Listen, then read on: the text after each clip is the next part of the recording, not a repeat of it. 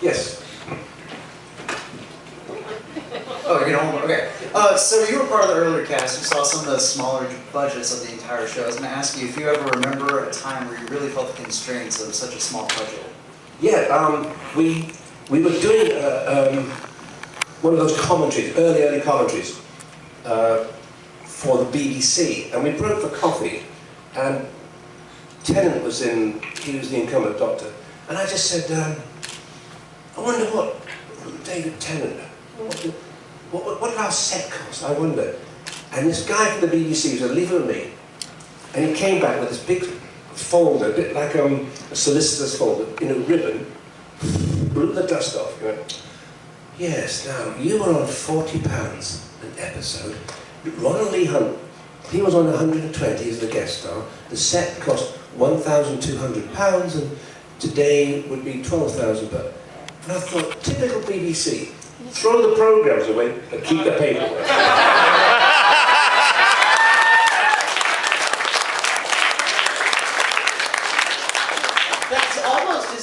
In Australia, they kept the film censor clips but didn't actually keep them. And the only reason they keep the actual episodes, and the only reason they kept them was because there's an obscure clause in Australian law that says if they made edits, the Australian film censor had to hold on to the clips for 30 years. That's right. And from the Highlanders, when they take the strain, it's supposed to be nooses over our necks. And Hugh David, I said to Hugh David, the people kids are going to say, oh, Doctor Who did that. He said, yeah, you're right. How do we? I said, well, why don't you just show our feet? When they say take the strain, you see our feet going up like that. And it looks like, oh, we're being pulled up. And that clip was found in Australia, because even that was too horrific for the Australians.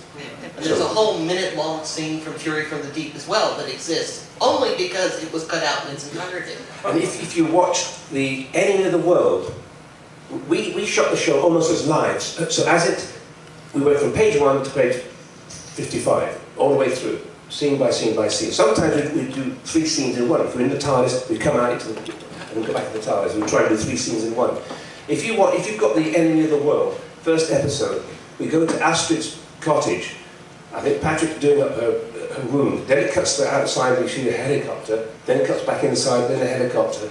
And then Patrick has to pretend to be Salamander. That's all on one take. They don't cut. Nowadays, they just do the scenes. They'll go, we're coming out of Telecine, and you see the helicopter coming and flying in, and coming out of Telecine, back to studio now at 3, 2, and we did it as live. Patrick went backstage, nowadays cut, Patrick to wardrobe, change into Salamander, he went backstage, and Colin Douglas comes on, walking, and Patrick is doing a quick change, a bit like a theatre play. So if you've got the Enemy of the World, you watch that first scene, and when it cuts to the film, back in, cuts to the film, that's all in one long scene. Yes. All right. I think we have a question right here. Yes. Matthew, it was just like, and also Underwater Menace. Is it 1, I think, or 3? It's the same way that they found it. I don't remember where it was, but they found it without the censor clips. They put the censor clips in, and that finished the episode. Yeah, which Underwater Menace episode 2 at the very beginning. Yeah. Polly, the Annika Wills character, is about to be injected because they're going to turn her into a fish person. The Australian censor clip cut that, so that was all we had of that episode. And when that episode turned up in 2011, they were actually able to put those exact clips back in because somehow a film print from Australia made its way back to the UK in the hands of a film collector. Welcome to the world of episode hunting. I think there's a gentleman here in the middle who's had his hand up for a while. So, Nick, if you will pass the microphone to this gentleman, please. Gentleman in the green. In due time. Oh! Huzzah! 50 points! As an up-and-coming actor myself, I'm just curious if you have any suggestions or tips for anyone who is planning to get into the business. Oh, you're becoming an actor, yes? Yes, sir. Well, things have changed so much. When I went to a drama school when I was 7 or 8 years old, and we used to do the 3 hours in the morning, reading, writing, arithmetic, and in the afternoon we do ballet on a Monday, stage falls on a Tuesday, Shakespeare read on a Thursday or whatever. So it's so difficult now in the States. Do you have drama schools here in the States? Yes. There are a few in the States, but a lot of colleges here also have drama programs. Taking them. Have you done much acting yourself? I was in a play in April, actually. Yeah. Did you find learning lines easy as well? Yeah, it was Yeah, easy good. for me. Do you prefer comedy or drama? It was for a production of Sherlock Holmes. It was a melodrama from the late 1800s. Oh, which Sherlock Holmes story? Actually, it was literally the William Gillette Sherlock Holmes. Oh, yeah. Oh, well, good luck with it. As I say, it's changed so much since I was a kid that I don't know how you hear about America. You go for casting for a part with like 50 actors all waiting for the same role. But they used to say, as long as you know your lines and don't trip over the furniture, that's it. But I did a play last year called And Then There Were None, Agatha Christie. Yes. And you know the story where 10 strangers come on a little island off England, and they all meet, and halfway through the evening a voice comes on and says, Lord Walden, you did send so-and-so to his death. So-and-so, you caused a young boy to drown. And it accuses everybody of a murder. How do you plead? And then the play carries on. One afternoon in Cambridge, my character, Rogers the butler, I put the record on, so to speak, backstage, and I come back on, and as the record's, there's no voice coming through. And one of the cast says, oh, look at this rhyme, 10 little Indians on this, 9 little... And I'm looking around thinking, I'm the only person that's been on this island, they just arrived. Do I go backstage and think, doesn't do with me? So I go, ladies and gentlemen, I was supposed to put a record on here, and it hasn't worked, but I played it yesterday to see if it was music, and it's not good news. Lord Alden Walden, you said something to his death. Mrs. So-and-so, you caused your lover, and you sent 15 men to their deaths in World War I, and I just went around, how do we plead guilty or not, and then the play carried on. The curtain came down at the end of Act 1, and the guy playing the judge, he said, Frazer, I've heard of building your part up, but thank God you were there. There's nothing you could do with it. That's the thing with theatre, though, that it's great. If you're doing television, you just stop or filming. But with live theatre, you can do that. And in the interview, yeah, that was great when that went wrong, because we did it. Yeah, it's really good to get yourself out of trouble. All right, next question. Oh, cat lady right here. Oh. Meow. That's what he says. Anyways, sorry.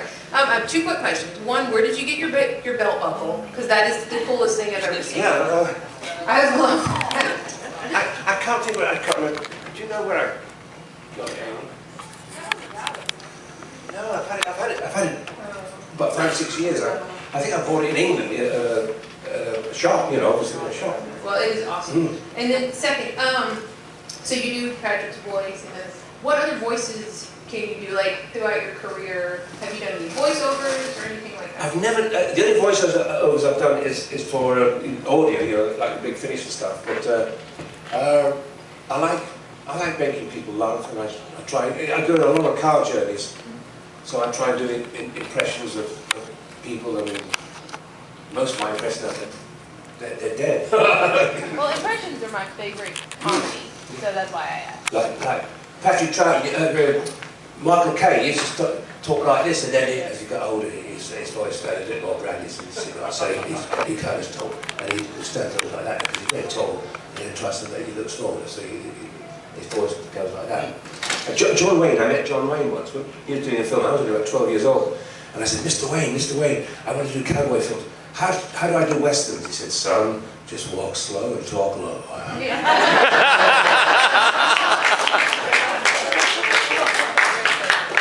All right, I believe we have 2 questions back here. Hi. Hi. Did you ever steal a prop or a costume? Steal? I did. I had a little wooden Yeti. I had some space-age glasses, and I had lots of stuff. And over the years, I kept moving house, and my mother would say, "Why are you carrying this box of stuff?" And one day I said, "Oh, I can't be bothered," and I threw them all away. Never knowing that, I would be coming to conventions. Otherwise, I'd have kept my kilt. I thought, if I thought, oh yes, in 30, 40 years' time, I'm coming to conventions in America, I would have kept that kilt. But that kilt is probably hanging up somewhere in a prop store.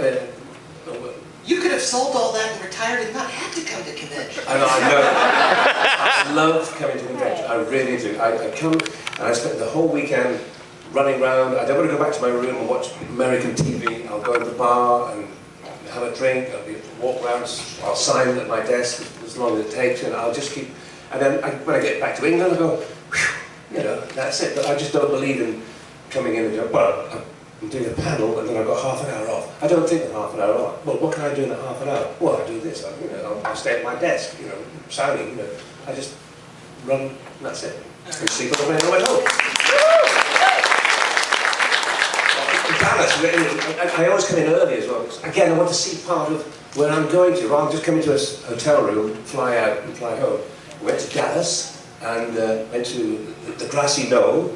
We saw where Kennedy was shot, and the museum there is fantastic in Dallas. And then the organizer said, so Frazer, do you want to go to the old cow town? I said, no, I might see my ex-wife. So, The views expressed on this stage are not necessarily those. You told me to say it. When did you start to figure out what Doctor Who was going to turn into? Going to conventions and things like that? It was in 1984. I'd done the 5 Doctors. In fact, John Nathan Turner rang me up and said, Dude, I want you in Doctor Who. Can you do the 5 Doctors? You and Patrick. And then Emmerdale Farm, this soap opera I was doing, they wouldn't release it. So John Nathan to J&T said, I want you in the show. If you've got 2 days off, call me. And I rang him. I said, oh, I've got next Wednesday, Thursday. Right, I'm going to fax you a script up. In those days, we had faxes. So the little fax came up, and it was those 3 lines in the 5 Doctors. The Brigadier's right! No! Ah! That was it. That was all right. I thought, well, I want more lines than that. But no, I'll do it. And I went down to the Acton Hilton, big rehearsal room, and all the Doctors were there, Peter Davison, John Pertwee, Patrick, Wendy and I went, yeah! And we just fell it, we were rolling over and over, giggling and laughing, and John Pertwee said, oh, my assistants never did that. Senator, tickle it, go, tickle it on the floor. I did the 5 Doctors, and then J&T said, it was just like I put you and Patrick in a prop cupboard for 16 years. Do you want to do some more? I said, yes, please. So that's how we did the 2 Doctors.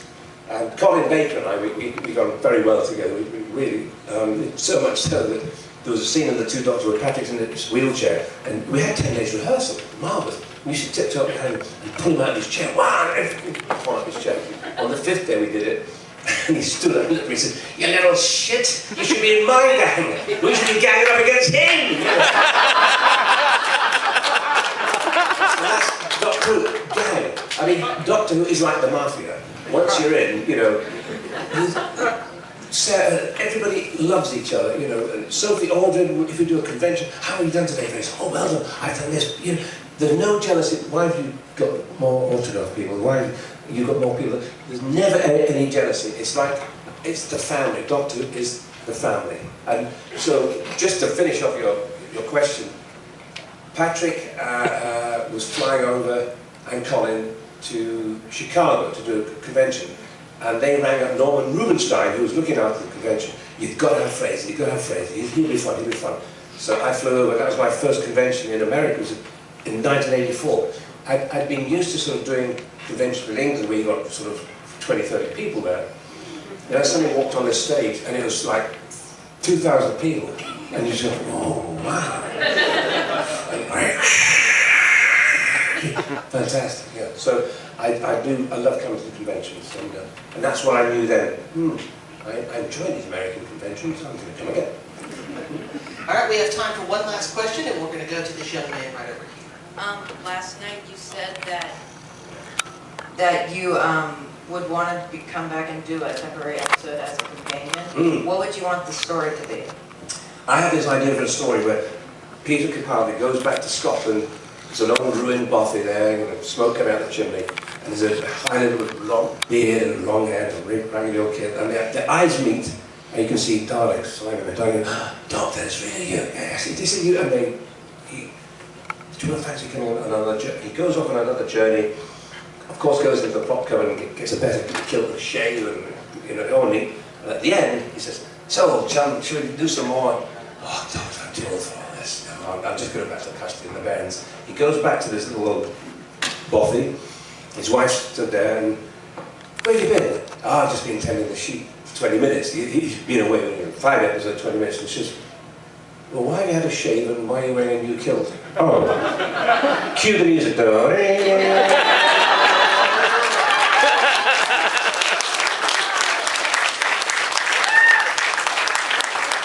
on that bombshell, we'll bring the panel to a close. Ladies and gentlemen, Mr. Frazer Hines.